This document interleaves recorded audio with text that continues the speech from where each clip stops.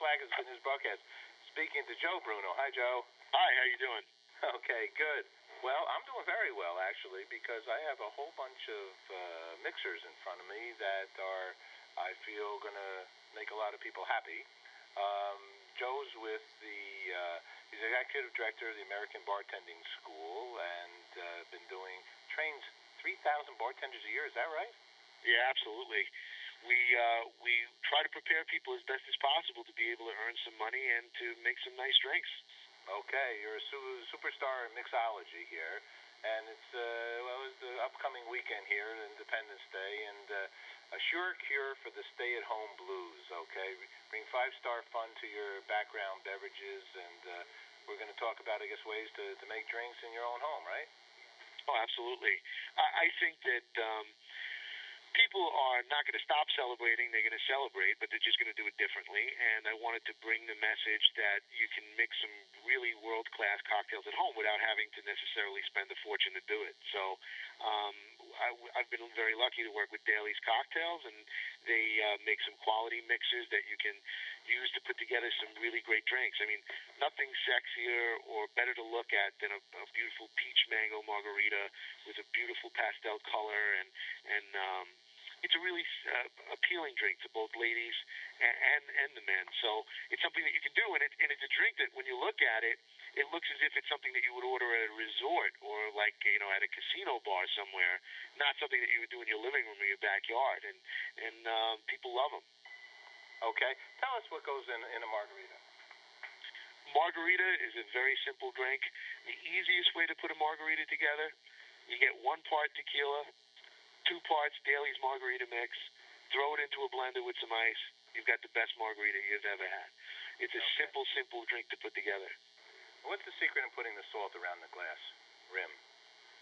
What I like to do is, if you're going to use a traditional margarita glass, I like to rim the edge of the glass with a wedge of lime, and then have a dish or tray of salt using very coarse salt, not fine salt like iodized salt.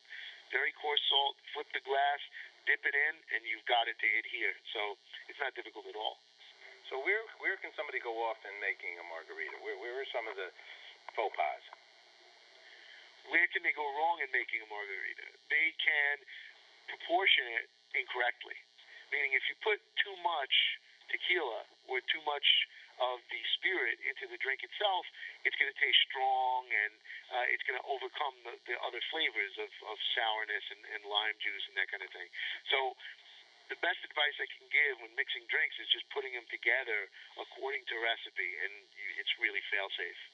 So then have yourself a little a jigger that says 1 ounce, 2 ounce, so on and so forth? Yeah, I mean, you can use a jigger to pour.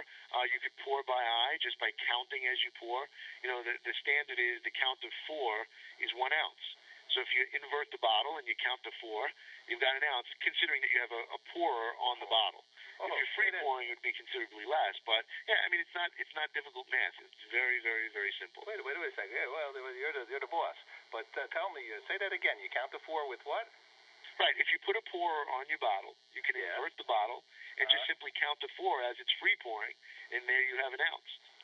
So is that like a trick that you would be teaching bartenders? Because they Absolutely. work very, very hard. That's a standard within the industry to pour correctly. Oh, my God. That's great.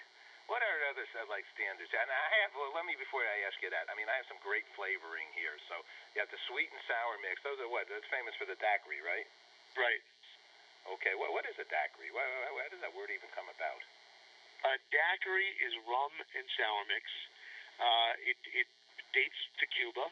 It's a Cuban drink, and it's really refreshing. I mean, if you take something like Daly's Daiquiri mix, it can be simple to do at home. You don't have to squeeze lemons. You don't have to, strain the seeds out. You don't have to boil sugar to create simple syrup to add to the mix. I mean, it's all done in the bottle for you. So, it's easy to do. You just pop open the bottle, 2 to 1 rum and your sour mix, and you got yourself a daiquiri. A daiquiri is the preferred drink of choice of former President Kennedy. Oh, is that so? Okay. With 4th of July, fast approaching, if you wanted to wax nostalgic for a moment, that's a real patriotic drink. Okay, that's a good one. Here's this I'll have to say is one of my favorite, a pina colada. Whenever I drink a pina colada, no matter where I am, usually I feel like I'm on a vacation. I don't know what it is about it. What is it about a pina colada? It's those exotic flavors. I mean, when you mix pineapple, coconut, and the consistency as well. I mean, you just can't go wrong.